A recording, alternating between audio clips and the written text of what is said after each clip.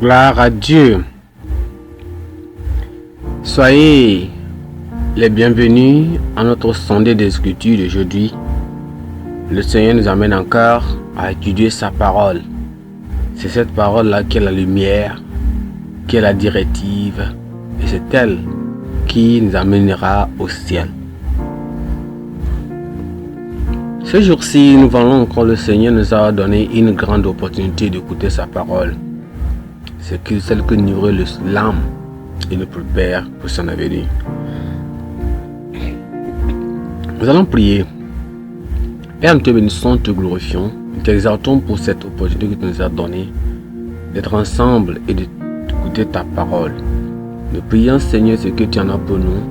Donne la grâce à l'entendre et la mettre en pratique au nom de Jésus-Christ. Seigneur, prépare nos cœurs et enseigne selon ta écriture. Et le Saint-Esprit qui est le grand enseignant vienne, qui nous enseigne ce que nous devons savoir et surtout mettre en pratique cela au nom de Jésus-Christ. Nous te bénissons car Seigneur, nous savons que tu nous as exaucés.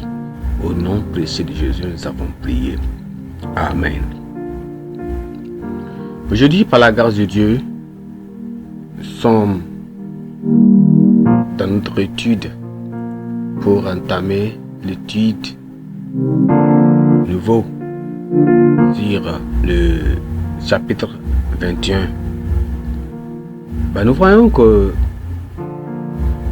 avant d'aller, on voit que le chapitre précédent, c'est-à-dire le chapitre 20 de Nombre, c'est-à-dire le chapitre précédent de Nombre, qui était le chapitre 20, nous avons vu les divers événements négatifs qui sont arrivés à Israël en tant que pays, en tant qu'une nation, au cours de son voyage vers la terre promise. Donc, Marie, leur prophétesse bien-aimée et dirigeante des femmes, est décédée là-bas. Le peuple murmura aussi contre Dieu et accusa Moïse et Aaron de ne pas avoir d'eau à boire. Moïse, leur chef, qui se tenait souvent à l'écart pour que Dieu ne les détruise pas, a connu un revers dans sa relation avec le Seigneur. De plus encore, leur voyage fut gêné par Édom, c'est-à-dire les descendants d'Ésaü, qui ne laissa pas Israël passer par son territoire. Donc à la fin aussi, on va voir que Aaron aussi, qui est le souverain sacrificateur, mourut. Alors, aujourd'hui, dans notre nouvelle étude, dans cette nouvelle étude, nous verrons encore le chapitre 21 de notre Nombre, chapitre 21 du livre de Nombre. On verra cette étude qui concerne l'attaque soudaine d'Israël par le roi Arad et Édom, quand même qu'il n'a pas laissé que ce roi-là n'a pas laissé que les Édomites, il n'a pas permis à Israël de passer par les territoires, mais ils vont les attaquer. Et aussi le roi Arad, qui est le roi cananéen, des Cananéens. Les deux rois des deux pays vont se coaliser ou bien vont se faire un pour attaquer les Israélites, de ne pas passer par leur pays. Donc nous voyons qu'au retour, le jugement instantané qui a suivi à l'élévation du serpent d'airain, qui était seulement symbolique à la crucifixion de Jésus-Christ, ou bien c'est Jésus-Christ qui fut élevé à la croix afin que nous soyons sauvés. Alors, avant d'aller dans cette étude, nous voyons que quoi? On voit que la nouvelle de l'approbation d'Israël remplie de consternation du roi de Canaan et une réaction défensive rapide, comme je le disais. Donc il combattit les Israélites et fit prisonnier certains d'entre eux. Donc Israël a crié vers Dieu dans son découragement et dans sa demande a été exaucée par Dieu. Donc ce grand triomphe et les tasses qui vraiment accompagnaient furent cependant interrompus par le péché de murmure d'Israël. Donc plutôt que de faire confiance à Dieu, voyez, Israël a vu beaucoup de défiance. Israël a rencontré tant de difficultés. Et chaque moment que Israël, vraiment je dirais qu'ils sont diplômés dans les murmures. Ils sont tellement diplômés dans les murmures. Donc un peu de choses, ils commencent à murmurer. Et Dieu met toujours les jugements sur eux. Ils ne se repentent pas. Ces choses-là devaient vous donner des réponses, devaient leur donner des conséquences, des leçons, apprendre que Dieu est prêt à les exaucer et quand ils viennent vers lui. Mais ce n'était pas le cas des enfants d'Israël. Est-ce que c'est la même chose pour nous aujourd'hui? On verra dans cette étude. Donc, ils devaient faire plutôt confiance à Dieu dans leur voyage qui était vraiment stressant. Dieu les a punis pour leur transgression en envoyant parmi eux quoi? Des serpents ardents, des serpents brûlants. Donc la douleur et la mort qu'ils ont enduré à cause des serpents mortels les ont persuadés, les ont poussés à la repentance. Donc en réponse à la pénitence du peuple et à la prière de Moïse, Dieu a ordonné qu'un serpent d'airain soit suspendu à un poteau ou bien à un pêcheur ou bien un péché pour la guérison et la vie de ceux qui lui obéiraient et le verraient.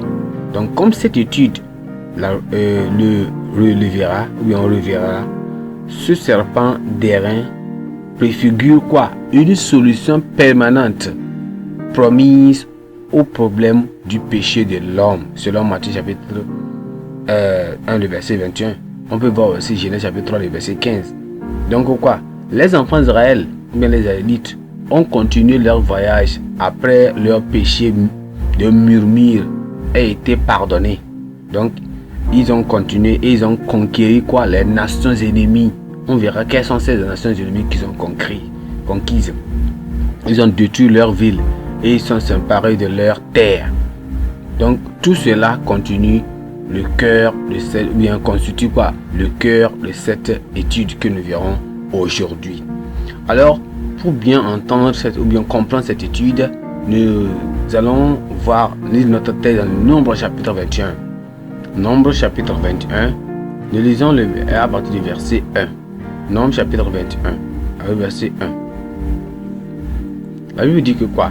Le roi d'Arab cananéen qui habitait le Midi apprit qu'Israël venait par le chemin d'Atarim. Il combattit Israël et l'amena des prisonniers.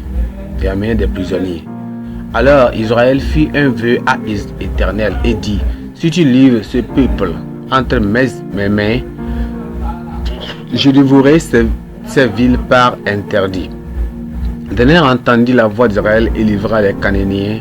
On les dévora par interdit, eux et leurs villes, et l'on nomma ce lieu Horma. Il est parti de la montagne de Hor par le chemin de la mer Rouge pour contourner le pays d'Édom. Le peuple s'impatienta en route et parla contre Moïse et contre Dieu et contre Moïse. Pourquoi nous avez-vous fait monter hors d'Égypte pour que nous mourions dans le désert? Car il n'y a point de pain, il n'y a point d'eau, et notre âme est dégoûtée de cette misérable nourriture. Alors l'Éternel envoya contre le peuple des serpents brûlants et mordirent le peuple, et il mourut beaucoup de gens en Israël. Verset 9 dit: le peuple vint à Moïse et dit: nous avons péché car nous avons parlé contre l'Éternel et contre toi. Prie l'Éternel afin qu'il éloigne de nous ces serpents. Moïse pria pour le peuple. Verset 8 dit: l'Éternel dit à Moïse: fais-toi un serpent brûlant et place-le sur une perche. Quiconque aura été mordu et le regardera conservera la vie. Moïse fit un serpent d'airain et le plaça sur une perche. Quiconque avait été mordu par un serpent et regardait le serpent d'airain conserva la vie. Verset 10 dit, ces enfants d'Israël partirent et ils campèrent à Obo. Ils partirent d'Obo et ils campèrent à Lidjé Abarim, dans le désert qui est vis-à-vis de moi vers le soleil levant. Gloire à Dieu. Ici nous voyons comment le Seigneur a délivré ses enfants d'Israël et comme j'ai parlé comme résumé, comment le Seigneur les avait délivrés de tous leurs ennemis dans la voie. Et aussi en conséquence, ils ont commencé à murmurer contre le Seigneur et le Seigneur était déplu de cette attitude. Donc, nous allons voir 3 points ici dans cette étude pour mieux comprendre, pour mieux entendre et bien assimiler cette étude. Nous allons voir le premier point. Le premier point qui est quoi? Qui est la défaite de Canaan. La défaite de Canaan par Israël et la descente dans le péché, c'est-à-dire dans la chute dans le péché. La chute dans le péché. Et le point numéro 2, on verra la repentance d'Israël et l'intervention divine qui en résulte. Vous voyez, la repentance d'Israël et l'intervention divine qui en résulte. Verset 3, le point numéro 3 sera le progrès d'Israël et la possession des terres de leurs ennemis. Ils combattiront leurs ennemis et ils vont occuper leurs terres. Point numéro 1, rapidement, on voit la défaite de Canaan par Israël et la chute dans le péché, c'est-à-dire la descente dans le péché.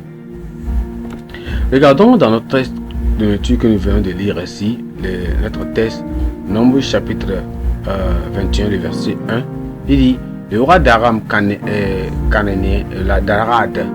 cananéen qui habitait le Midi apprit qu'Israël venait par le chemin d'Atarim. Il combattit Israël et l'amena des prisonniers. Et verset 10 dit, alors Israël fit un vœu à l'Éternel et dit, si tu livres ce peuple entre mes mains, je dévorerai ces villes par interdit. L'Éternel entendit la voix d'Israël et lèvera les Cananéens. On les dévoie par interdit et leurs villes et l'on nomma ce lieu Orma. Ce mieux quoi? Orma. Et il dit quoi? Il partit de la montagne d'Or par le chemin de la mer Rouge pour continuer le pays d'Idon. Le peuple s'impatienta en route. Verset 5 dit, il parla contre Moïse et contre Dieu. Pourquoi avez-vous fait monter hors d'Égypte pour que nous mourions dans le désert? Car il n'y a point de pain, il n'y a point d'eau, et notre âme est dégoûtée de cette misérable nourriture. Quelle est cette nourriture? La nourriture, la manne quotidienne. Alors l'Éternel envoya contre ce peuple les serpents brûlants. Ils mordirent le peuple et il mourut beaucoup de gens en Israël. Gloire à Dieu. Regardons ceci. Lisons dans Exode chapitre 6, Exode chapitre 16, Exode chapitre 16. Lisons les versets 2 et 3. La Bible dit quelque chose. Il dit, et toute l'assemblée des enfants d'Israël murmura dans le désert contre Moïse et Aaron. La même chose, ils ne font que murmurer. Les enfants d'Israël leur disent, que nous sommes-nous morts par la main de l'Éternel dans le pays d'Égypte, quand nous étions assis près des pots de viande, quand nous mangions du pain à satiété, car vous nous avez mené dans ce désert pour faire mourir de faim toute cette multitude. Voyez, ils ne font que murmurer. C'était leur plan, c'était toujours ce qu'ils faisaient. Ils ne font que murmurer. Et le Seigneur tellement était vraiment mécontent de ce peuple, de ce murmure. Dieu n'était pas content de cela. Donc Dieu avait, en se venant comme quoi, Dieu avait promis de faire quoi? Dieu avait promis à Abraham plusieurs années plus tôt qu'il donnera à ses descendants le pays des Kénéniens, des Kénésites, les Cadmonites, les Hittites, les Pénizites, les Ruphines, les Amoriens, les Cananéens, les Girgafites et les Jébusiens. C'est dans Genèse chapitre 15, le verset 18 à 21. Donc ces nations étaient plus puissantes que Israël. Donc, mais envers le Dieu invisible à leur côté, mais avec le Dieu invincible à leur côté, la victoire était toujours assurée. Comme les Israélites, les ennemis déclarés des croyants. Qui sont les ennemis déclarés des croyants? C'est qui? Ce sont les Satan et les démons. Ce sont ces deux-là qui sont les ennemis du croyant. Donc, ils sont plus forts. Ils sont vraiment plus forts. Mais le Dieu puissant, dans les croyants, bien dans les croyants, les rend victorieux contre les forces du mal. Donc Israël était alors sur le point de réaliser la gloire ou bien la glorieuse promesse de citer ou bien d'éviter les nations païennes. Mais cela ne viendra pas sur un point d'or ou bien sur un chemin un plateau d'or. Ils vont souffrir. Donc il leur fallait de concerner les ennemis, de connaître les ennemis et les déposer de leur terre, Donc l'accomplissement des promesses de Dieu requiert des rôles à la fois divins et humains afin de concrétiser nos rêves et nos promesses de protection et de provision eux-mêmes de promotion. Donc, on nous a dit dans le verset que le roi d'Arabe cananéen qui habitait le Midi a pris qu'Israël vint. Donc, il doit s'arrêter, il doit les tuer. C'est la même chose. Ils étaient prêts presque d'entrer dans le pays de Canaan, leur terre promise. Toujours, il y avait des blocus, il y avait toujours des tentations, il y avait toujours des problèmes, il y avait toujours des empêchements. C'est comme ça que ça fait. Même à l'entrée de la terre promise, tu auras toujours des tentations. Ce qui ont les ont rendus tellement difficiles. Mais Dieu était à leur côté et ils ont vaincu au nom de Jésus-Christ.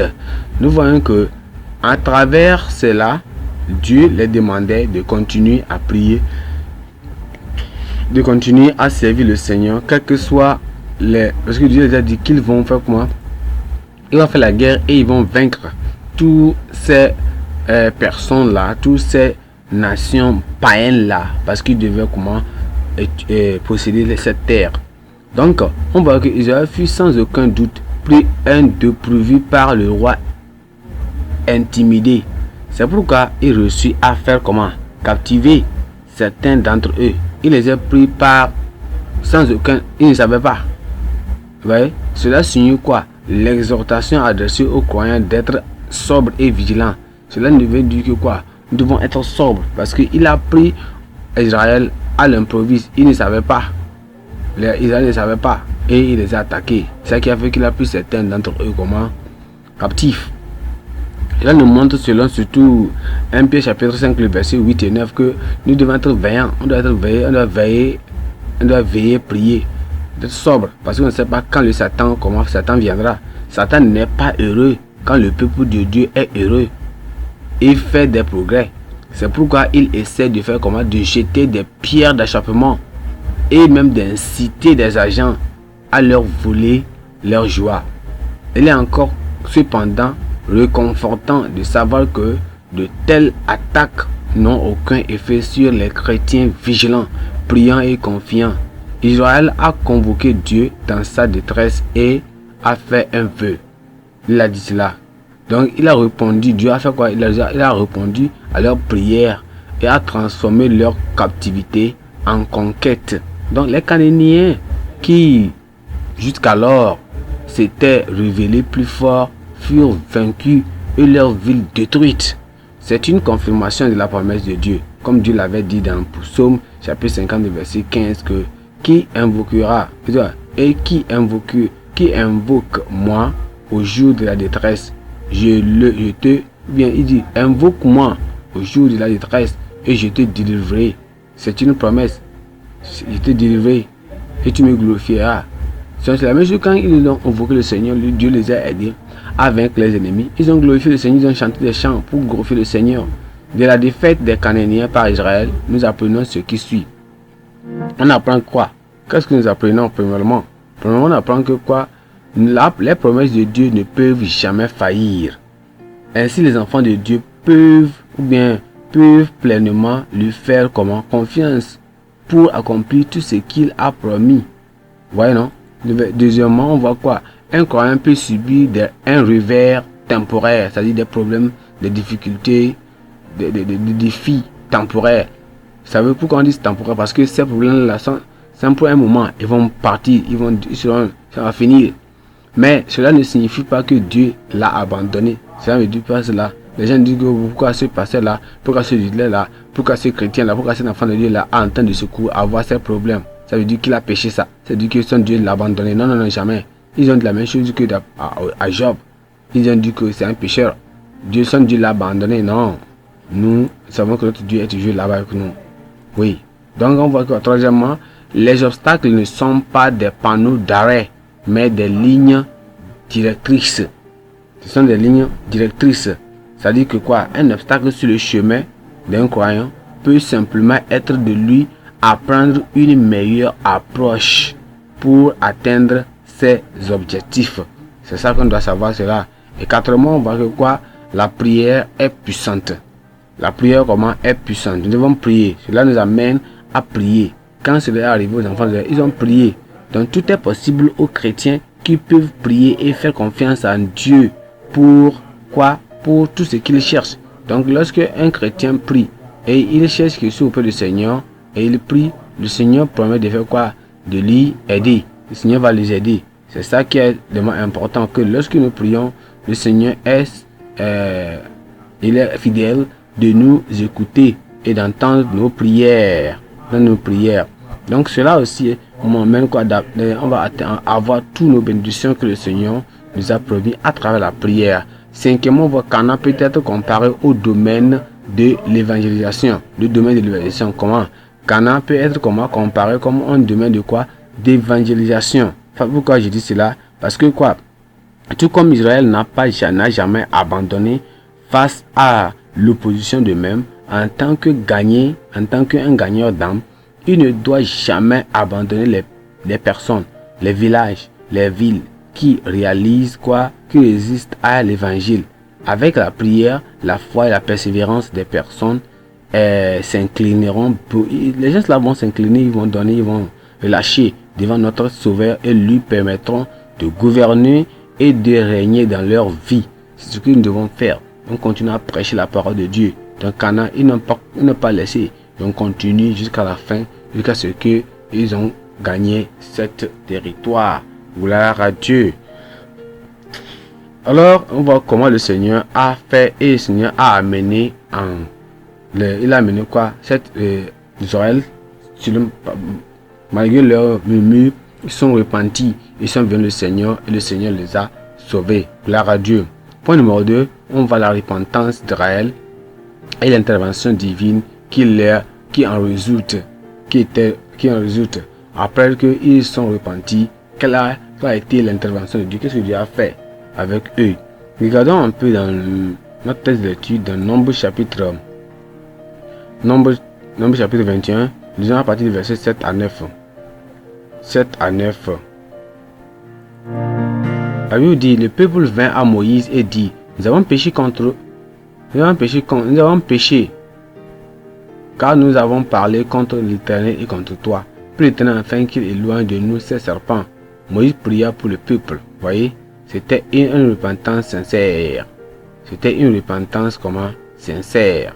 Et il dit quoi? L'Éternel a dit à Moïse, fais-toi un serpent brûlant et place-le sur une perche. Quiconque aura été mordu et regardera conservera quoi? Sa vie, conservera sa vie, la vie de cette personne-là. Cette personne va conserver sa vie. Il va conserver sa vie après avoir regardé quoi? Ce serpent d'airain. Et maintenant, Moïse fit un serpent d'airain et le plaça sur une perche. Et quiconque avait été mordu par un serpent et regardait le serpent d'airain conservait quoi? Sa vie. Voyez ceci là, non? C'est ce que le Seigneur voulut qu'il fasse. C'est exactement ce qu'ils ont fait. Et Dieu voulait qu'ils sachent que c'est lui seul qui peut les sauver. Et lorsqu'ils viennent vers lui, ils auront quoi? le salut de leurs péchés. C'est tout. Et s'ils se sont repentis, ils sont venus vers le Seigneur. Parce que quoi? La Bible dit que quoi? Quand ils commençaient à murmurer, les serpents, Dieu a fait sortir certains serpents, les serpents brûlants, qui les piquaient, qui les mordaient, et ils mouraient. Mais quand les d'autres vivants, d'autres qui étaient vivants déjà, ont vu que vraiment c'est à cause de leur murmure, à cause de leur péché. Alors, si on voit que quoi, le péché, le murmure est un péché. Murmurer c'est un péché, c'est un grand péché. Donc, ils sont partis rapidement auprès de Moïse, disent, oh, nous avons péché contre toi, et on a aussi péché contre Dieu. Prie Dieu pour qu'il nous pardonne. Donc ils seront partis. Et le Seigneur a dit, il va faire quoi? Un serpent d'airain sur un bois en airain et le mettre dans le camp. Quiconque sera piqué mordu par ce serpent, il va regarder ce serpent là, sera comment? Sauvé. Cette personne là sera sauvée, cette personne sera guérie de du venin de ce serpent, ou bien sera guérie de toutes ces choses qui en résultaient. Voilà. Donc on voit que quoi? Quand on voit que ce serpent d'airain était aussi symbolique. C'était quelque chose qui était symbolique. Ça symbolisait quelque chose. Donc c'était un symbole de quelque chose. Symbole de Jésus-Christ. Donc, alors que la coupe des murmures d'Israël semblait pleine, c'est-à-dire qu'elle était trop pour Dieu, donc Dieu décidait de les punir. Vous voyez cela, non? Donc, cette discipline divine était nécessaire pour les raisons suivantes. Pourquoi Dieu a décidé de les punir de cette manière? Pourquoi Dieu a-t-il décidé de les punir de cette manière? Il a décidé de les punir de cette manière. Regardons comment cela était nécessaire. Premièrement, la parole de Dieu déclare que l'âme qui pêche, c'est elle qui mourra, selon Ézéchiel chapitre 18, le verset 4. L'âme qui pêche, c'est elle qui mourra. Et le verset, deuxièmement, la raison pour laquelle Dieu a amené cette discipline sur eux. Il a amené les serpents brûlants qui les mordaient et les tuaient. La raison pour laquelle, deuxièmement, il a amené ces serpents, c'était quoi deuxièmement? Le mauvais usage de la langue. On voit que quoi? Le mauvais usage de la langue attire le jugement divin et le châtiment éternel en enfer. Parce qu'on ne sait pas comment utiliser notre langue. On ne sait pas utiliser notre langue. C'est cette langue-là va nous amener. La Bible nous dit que quoi? La mort et la vie se trouvent dans la puissance de la langue. Donc on doit savoir comment utiliser cette langue-là. On fait que nous puissions comment vivre. Donc, et aussi on voit aussi troisièmement, on voit quoi? Le péché non traité deviendra une attitude. Vous voyez, Israël a l'habitude de faire quoi? Comme je viens de dire au commencement, que Israël a eu ses diplômes.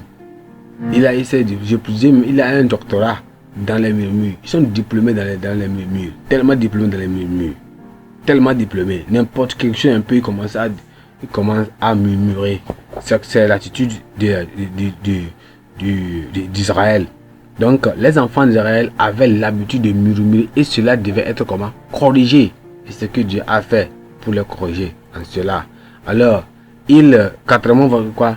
Ils n'étaient pas assez matures ou bien mûrs. Ils n'étaient pas assez matures ou bien mûrs pour savoir que les défis actuels ne devraient pas les dissuader de se concentrer sur la terre promise. Oui, il devait savoir cela comme ça. Et aussi, on voit aussi que quoi? Ils retournaient toujours en Égypte dans leur cœur, déplaçant ainsi à Dieu.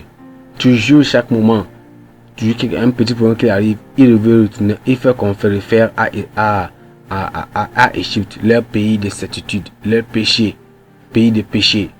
Les enfants de Dieu ne devaient pas envisager de retourner dans le monde parce qu'il n'a rien à offrir d'autre que la méchanceté et le meilleur, et le malheur plutôt, et le malheur. Il n'y a rien dans le monde.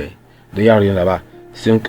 Les enfants de Dieu ne devaient pas, quel que soit le problème, commencer à envisager de retourner dans le monde, dans leur vomi, comme un chien qui retourne à son vomi. pour manger. Donc, l'un ne doit pas se faire comme ça. Il n'y a rien de bon dans ce monde. C'est seulement que la méchanceté et le malheur. Par exemple, là, que Christ a dans Jean 16, le verset 33, quoi. Vous aurez des tribulations dans le monde, mais prenez courage, j'ai vaincu le monde. Amen. Donc, les Israélites ont réalisé que le fléau de la mort parmi eux était une punition pour leur péché de murmure. Pour leur péché de quoi? Leur péché de murmure. Donc, ils ont réalisé cela. Ils ont vu que, ce qui nous arrive, c'est à cause de notre murmure, c'est notre péché qu'ils nous ont fait. Alors, il est parti maintenant auprès de Moïse. Ils ont dit, oh, Moïse, nous sommes désolés parce qu'on a murmuré contre toi et Moïse et Dieu. Pardonne-nous. Prie pour Dieu pour qu'il pardonne. Alors le Seigneur a entendu, a exaucé leurs prières et a donné un remède contre cette peste. Alors, il a dit à Moïse d'élever un serpent d'airain qui a été accordé pour un péché, mais sur un poteau. Que ceux qui ont été mordus vont regarder et seront comment? Sauvés. Ils seront sauvés. Aujourd'hui, les croyants doivent montrer l'intensité de leur repentance, de leur repentir, de leur repentance par leur attitude. Le serpent d'airain était un type du Christ. Oui, aujourd'hui, nous n'allons pas aller encore monter. C'était symbolique. Ce serpent monté était symbolique. Donc tous ceux qui le regardaient après avoir été mordus retrouvaient quoi? Leur santé. Jésus-Christ est toujours le sauveur aujourd'hui. Il est mort sur la croix. Comme le Moïse était levé, Moïse a levé ce serpent sur ce bois-là. Jésus-Christ aussi est mort à ce poteau, à ce bois. C'est ça. Il venait à moi. Pour tout ce qui est fatigué, chargé, il donne du repos. C'est lui seul qui peut donner cette liberté. Et cette liberté seule viendra de Christ. Seule viendra de Christ. Donc, les deux sont similaires à plusieurs égards. Donc, qu'est-ce qu'on va pour le moment? On va que le serpent a été pendu à un poteau et Christ était aussi pendu à la croix. Oui, ce sont similaires. Christ, le serpent, était pendu à un poteau, c'est-à-dire à un perche. Et Christ était aussi pendu à la croix. Vous voyez la similarité. Deuxièmement, on voit que quoi? De même que les victimes de la morsure du serpent ont regardé le serpent d'airain et ont vécu, de même les esclaves du péché peuvent regarder le Seigneur ou le Sauveur par la foi et recevoir la liberté et la vie éternelle. Gloire à Dieu. Et on voit troisièmement aussi, on voit exactement ce que la même chose. On dit que quoi? On voit que troisièmement, la foi au serpent d'airain guérissait les malades. De la même manière, la foi à Christ, la foi au Christ guérit les malades et les infirmités. Cela guérit aussi de quoi? Les infirmités. Donc quatrièmement, on voit la puissance de Dieu qui a agi à travers le serpent d'airain est la même qui a agi à travers Christ. Cette même puissance qui a agi à travers ce serpent d'airain qui fut élevé, c'est cette même puissance qui est maintenant qui agit à travers Christ élevé sur la croix. Et enfin, de même que les enfants d'Israël devaient faire preuve de foi et d'obéissance pour bénéficier du remède fourni par le serpent d'airain, la même chose que quoi? Nous aussi, nous devons faire. De même, les pécheurs et les rétrogrades doivent également faire preuve de foi en Christ et lui obéir pour bénéficier du salut et de la résurrection et de sa restauration Christ va restaurer tout le rétrograde au nom de Jésus-Christ. Que le Seigneur nous aide à continuer à marcher selon sa volonté au nom de Jésus-Christ. Point numéro 3, le progrès d'Israël et la possession des terres de leurs ennemis. Israël va progresser en avant, il ne va pas s'arrêter, il va continuer à conquérir les terres de leurs ennemis. La terre de leurs ennemis. Il ne va pas s'arrêter là, il va continuer. C'est à partir de Nombre chapitre 21 jusqu'au chapitre 20, verset 10 à 35, on voit comment ils vont commencer à conquérir les terres de leurs ennemis. Ils ne vont jamais s'arrêter. Ils vont continuer et comment vaincre leurs ennemis. C'est ça, ils vont vaincre leurs ennemis. Parce que tout ce qu'ils faisaient ne devait pas les empêcher. Alors si nous regardons, on voit que Israël a fait quoi? De grands progrès dans un voyage vers quoi? La terre promise. Il a fait un grand voyage. Il a fait un grand voyage de progrès.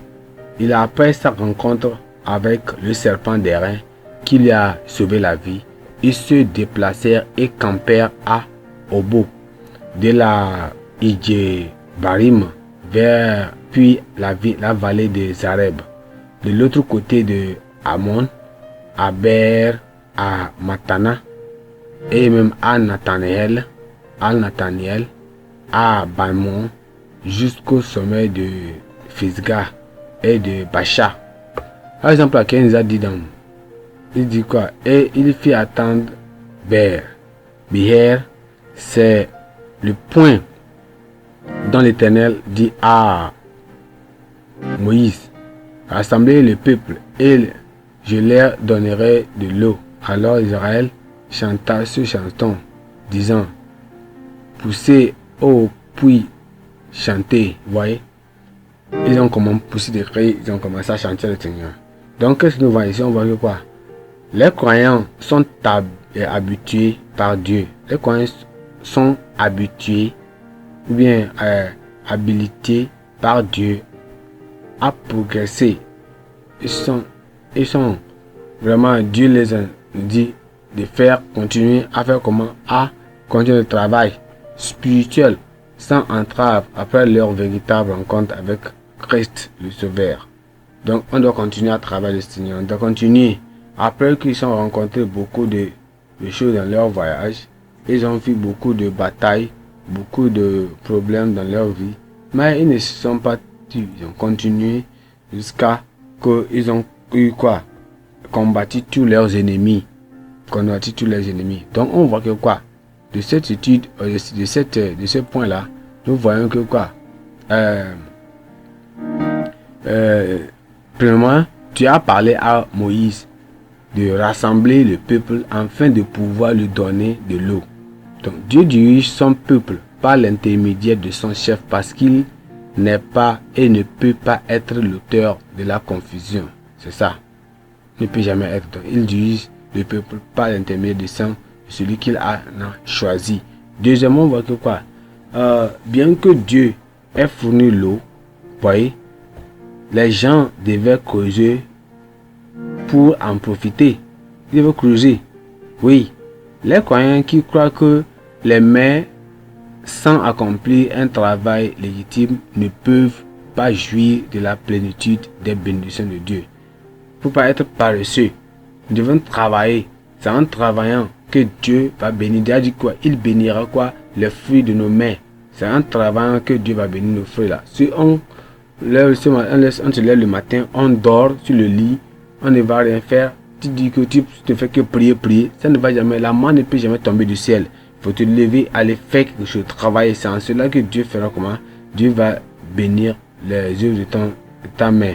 Parce qu'Israël a envoyé des messagers à Sion, roi d'Amorien, pour lui dire, laisse-moi traverser ton pays. Voyez, et nous dirigeons vers les champs et ni vers les vignes. Voyez? Il a fait une action. Malgré les efforts d'Israël pour faire la paix avec le roi Sihon, il n'acceptait pas leur demande. Au lieu de cela, il rassembla tout son peuple contre eux. Son refus de permettre à Israël le libre passage, il n'a pas permis, il n'a pas laissé que Israël puisse passer là-bas comme avec libre passage. C'est pourquoi la troisième fois dit que comme Israël le chantait, les saints sont aussi censés de chanter en reconnaissance de la bonté de Dieu. Nous devons faire la même chose parce que le Seigneur va nous délivrer de tous les mains du diable et de tous nos ennemis au nom de Jésus-Christ. Donc au lieu de cela, il rassemblait tout cela pour pouvoir lutter contre eux. Mais Dieu, Israël, ne pouvait pas être arrêté. Il a fait comme aucune puissance des ténèbres ne peut arrêter la propagation de l'évangile au nom de Jésus-Christ. Nous allons continuer. La puissance de l'évangile continuera de conquérir le cœur des hommes, riches, pauvres, instruits, analphabétiques, sinon non éduqués, grands ou petits, pour que Christ règne sans égal. Oui, Christ le fera. Parce que l'évangile ne va jamais s'arrêter au nom de Jésus-Christ. Continuons à prêcher la parole de Dieu, faire ce que le Seigneur nous a demandé à faire. Et rien ne peut nous arrêter au nom de Jésus-Christ. Et en priant et en faisant tout ce que le Seigneur nous a demandé, on le fera. Et on sait que Dieu va nous donner sa puissance au nom de Jésus-Christ. Alors, quand nous prions, nous savons que Dieu qui a demandé et nous a dit qu'il va nous faire, il fera exactement tout ce que nous lui demandons. Parce que on ne craint rien, car le Seigneur a demandé que lorsque nous venons vers lui, il va nous sauver. Et toutes les guerres, tous les combats du diable et de ces démons ne vont jamais nous envisager, ne vont jamais nous convaincre au nom de Jésus.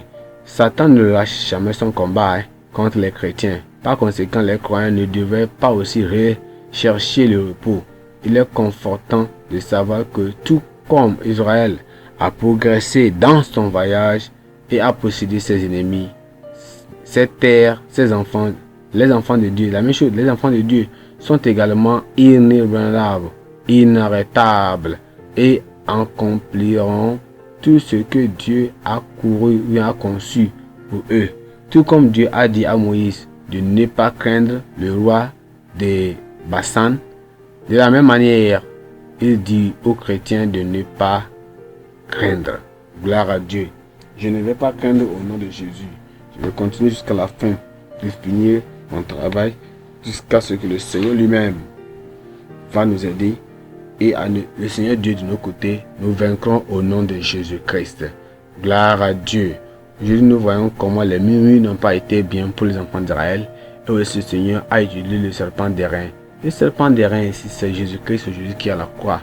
Lorsque nous péchons, lorsque nous revenons avec lui, et on prie, et le Seigneur est prêt pour nous sauver. Il a dit, ce peuple qui vient venir vers moi, là ils sont mordus, ils n'ont qu'à regarder sur la croix, ils seront sauvés. Aujourd'hui, la croix de Jésus-Christ est là pour nous sauver de nos péchés, pour nous pardonner de nos péchés, donner la vie, pour donner la santé, pour donner la vie éternelle, pour donner tout ce que nous avons besoin. Le Seigneur nous donne. La croix de Jésus est là. C'est le symbole de ce serpent d'airain qui fut élevé dans le désert là. Et c'est Jésus-Christ qui a fait cela. Même aujourd'hui, n'oubliez même pas qu'aujourd'hui, dans les hôpitaux, dans les pharmaceutiques, ils utilisent aussi un signe semblable au serpent d'airain. Le serpent d'airain, ils utilisent quelque chose semblable comme ça au serpent d'airain. Et tout cela signifie quoi que même dans les hôpitaux, ils utilisent ce serpent d'airain pour faire leur symbole. C'est-à-dire que quoi? Et il ne guérit pas, mais c'est Dieu qui guérit. Donc c'est pour donner que quoi? On nous dit que c'est Dieu qui va guérir, c'est Christ qui guérit, c'est Dieu qui guérit. Gloire à Dieu. Et on confiance à lui et on sera guéri de toutes nos maladies au nom de Jésus-Christ. Gloire à Dieu. Maladie spirituelle, maladie physique, maladie émotionnelle, n'importe quel type de maladie, lorsque nous regardons au Seigneur à la croix, nous serons guéris au nom de Jésus-Christ. Nous remercions le Seigneur pour cette parole. Prions. Père, nous te bénissons, te glorifions pour cette parole. Nous savons que Seigneur, que nous écoutons ta parole. Donne la grâce à pouvoir à marcher selon cette parole. Donne la grâce, Seigneur, à éviter les murmures. Et Seigneur, savoir qu'on ne va jamais se relâcher parce que le Satan lui aussi ne dort jamais. Et c'est toujours, Seigneur, des opportunités lorsque nous dormons, lorsque nous oublions pour pouvoir nous frapper. Je prie, Seigneur, donne la grâce à pouvoir être éveillé et toujours continuer à prier et être jamais, Seigneur, nous prendre, nous appelle sans être attendu au nom de Jésus. Aide-nous, Seigneur, et que toujours faire le cours à croire à chaque moment au nom de Jésus-Christ. Nous te remercions, Seigneur, car nous savons que tu nous as exaucés. Au nom précieux de Jésus, nous avons prié. Amen. Que le Seigneur vous bénisse.